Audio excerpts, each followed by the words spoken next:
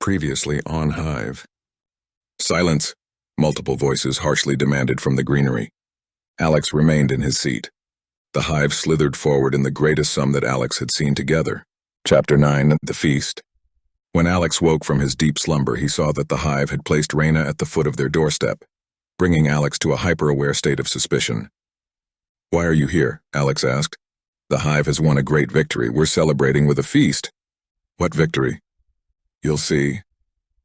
The words worried him, as in Loyalist eyes a victory could mean the collective's failure.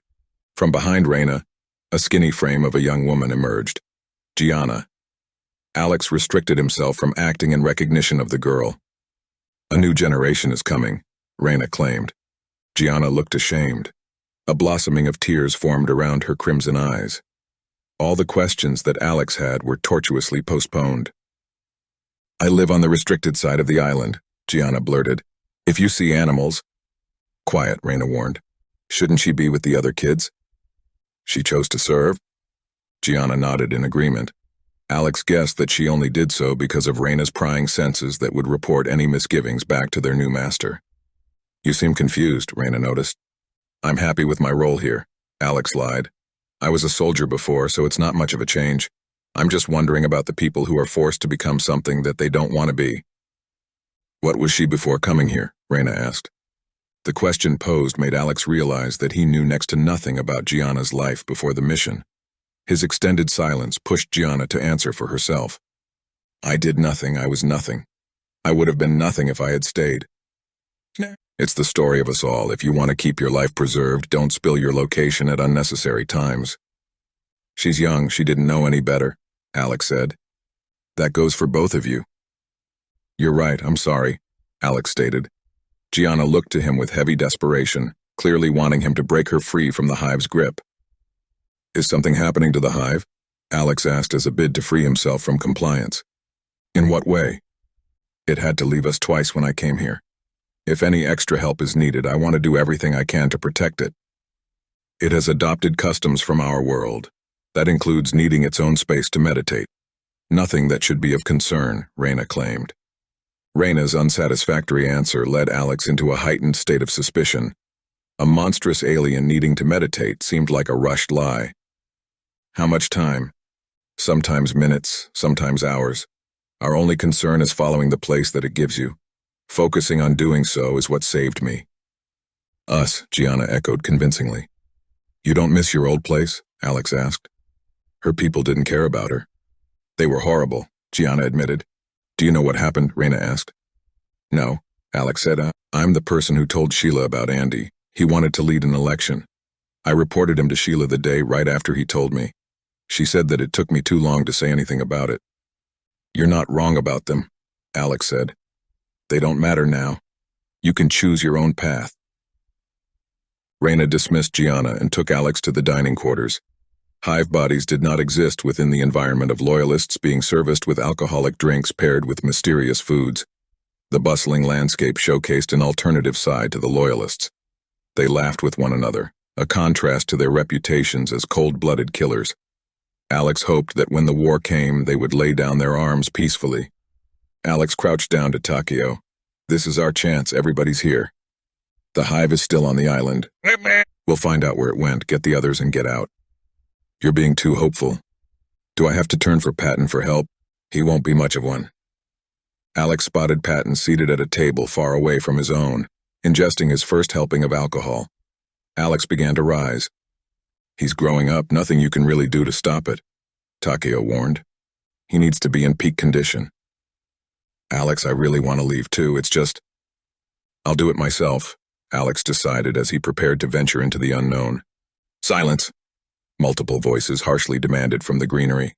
Alex remained in his seat. The Hive slithered forward in the greatest sum that Alex had seen together. Two hostages were bound together in a single file line by a rope chain. The first was a woman unmarked by tattoos.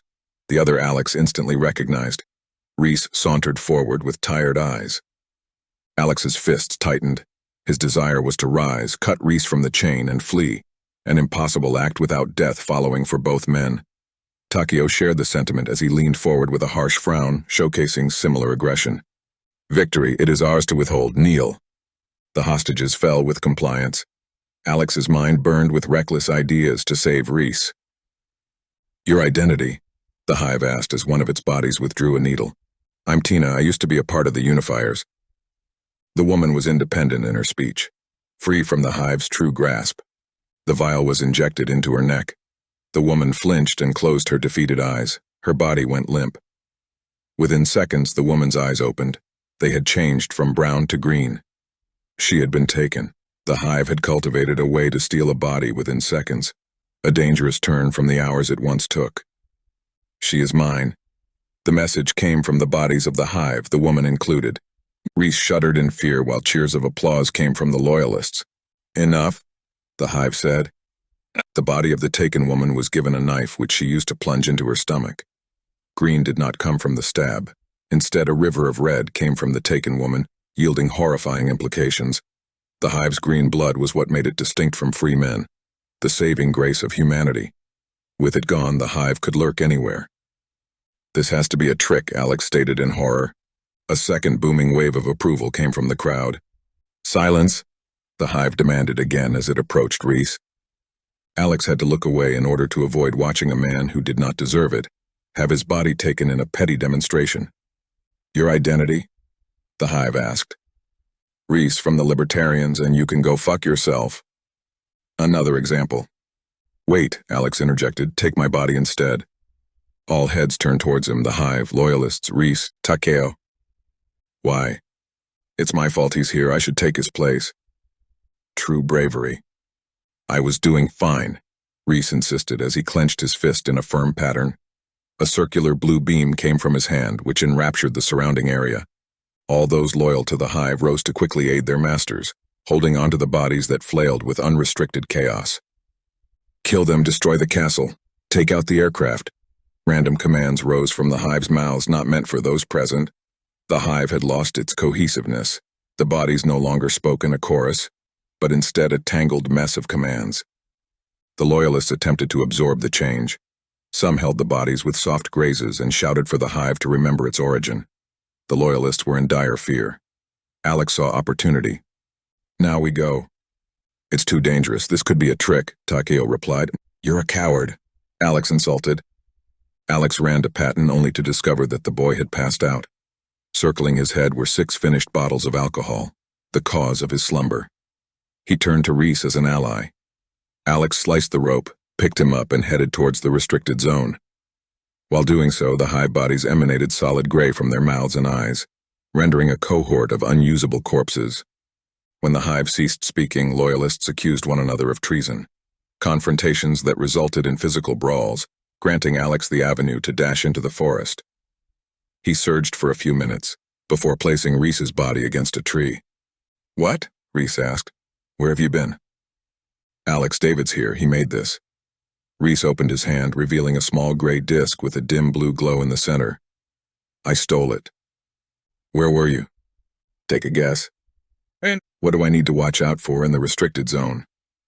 "Alex, Reese turned to slumber once again. Alex shook him, then hit him, but received nothing. Before leaving Reese, Alex instinctively came close to cutting his skin to check if it had been taken, but opted out. It was no longer a useful act. Alex rushed down the main path. Hive bodies were scattered throughout, sharing the same fate as those within the dining hall.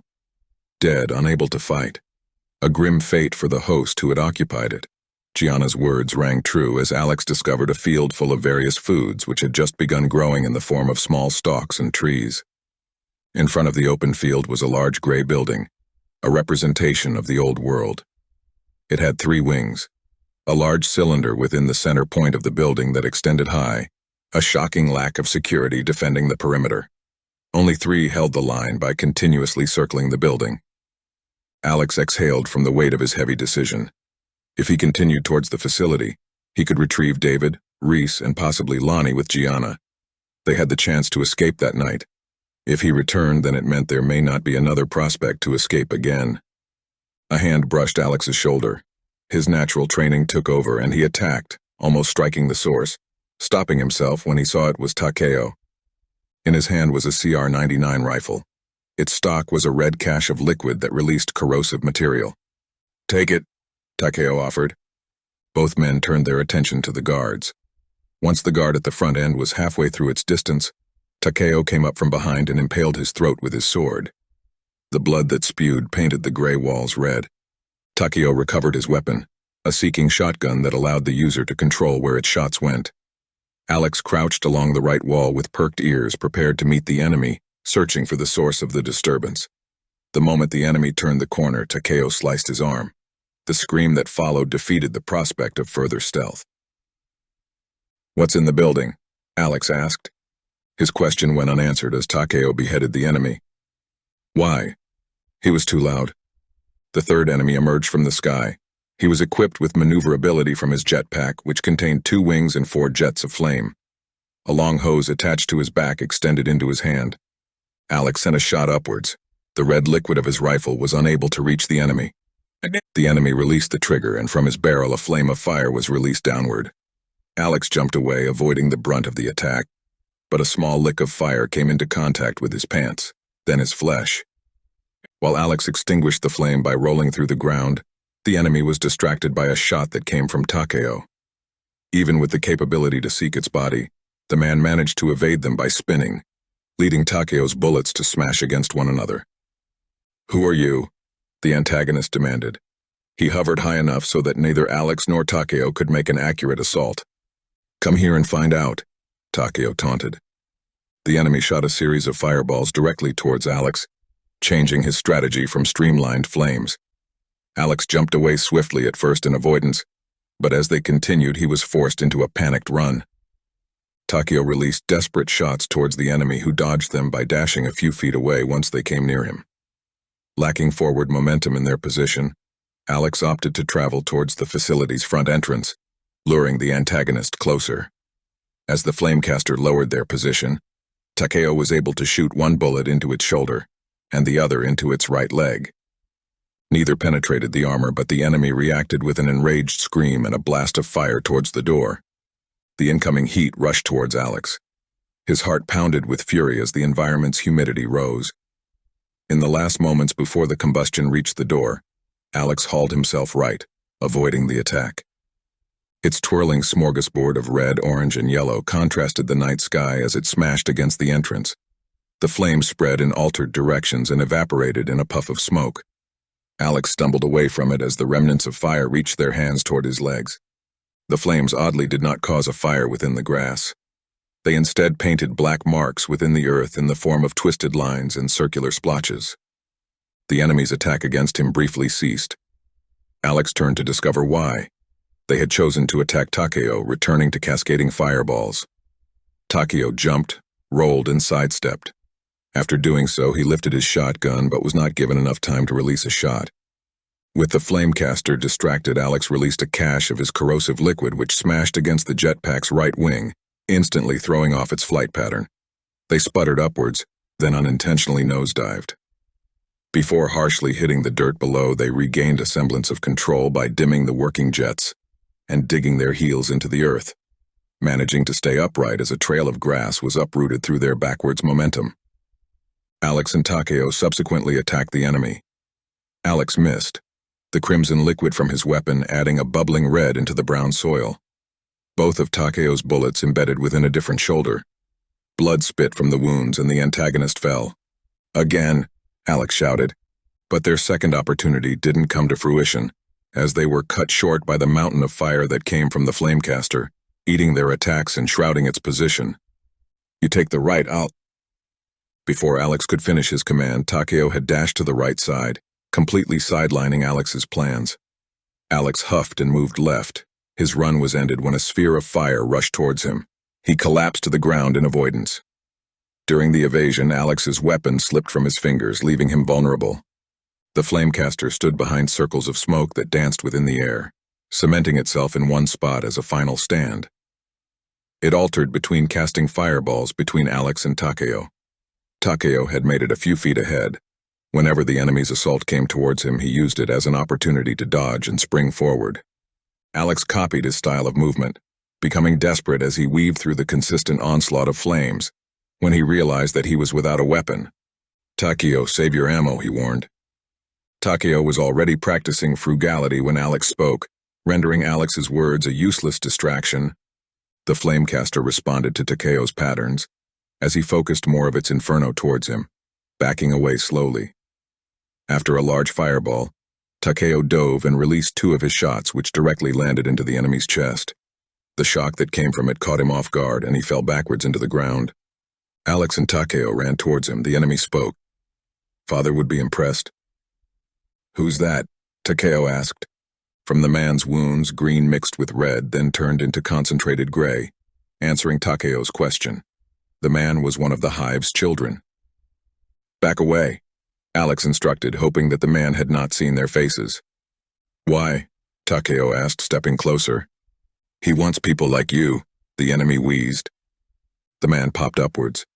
Alex turned away, hastily hiding his identity, and marched towards his fallen CR-99. Takeo remained still. "Don't try to hide, you'll be found out eventually." Alex marched back with a downturned head and fired a trio of corrosive shots into the flamecaster. The first hit his stomach and he screamed with pain. The second landed on his mouth, stifling his scream. The third struck further into his exposed skull, ending his life. "He would have revealed us to Conrad," Alex explained. "Maybe he already knows," Takeo suggested. "Let's hope not." Alex and Takeo entered the facility with the use of a grenade. The hallway was black and silent. The only light provided was the purple glow of Takeo's sword.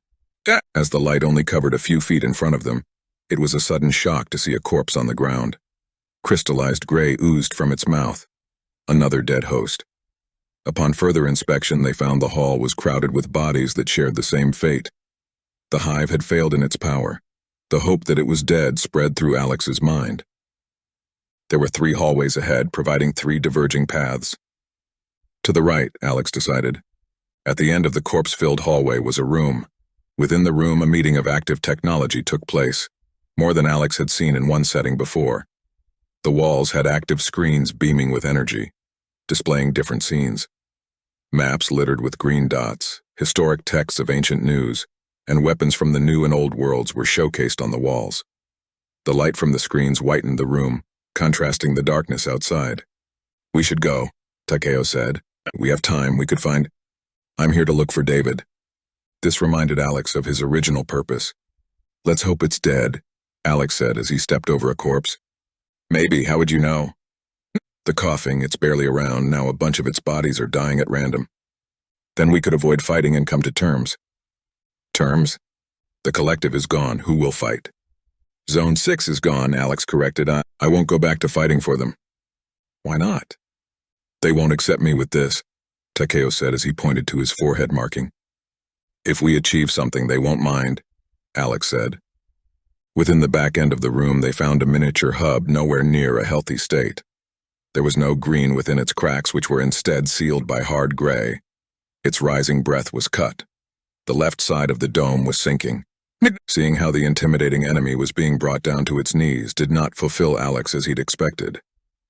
All he could think about was the loss of the Hive's children, and how each body belonged to a host with a stolen life.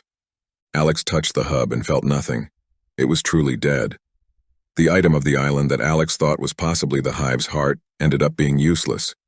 Chattering voices came from the hall, urgency pushing through their voices. Takeo disengaged his sword. "Time to go," Takeo said. Alex agreed, and both men fled back to the mainland.